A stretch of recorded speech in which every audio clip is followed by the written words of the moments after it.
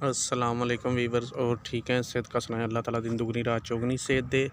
ये सीमेंट वगैरह और रेत मिक्स करके मसाला बनाने के लिए ये बनाया गया, ईंटें नीचे लगा के जो रोड़ी डाली थी उसमें पानी डाल के छोड़ दिया गया है। अब इसे धमूसे से उठा जाएगा तो उसके बाद और सिलसिला शुरू होगा इंशाअल्लाह ताला। कल नींवें बनाने शुरू कर देंगे अल्लाह के हुक्म से।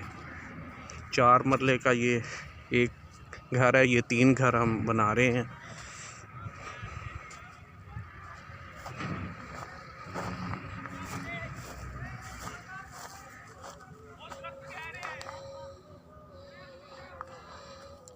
तो ईंट इस्तेमाल कर रहे हैं ये, और जो नीचे इस्तेमाल करनी है वो यही जो हमने नीचे लगाई अभी ये वाली ईंट ही लगाएंगे। ये नमी ऊपर नहीं आने देती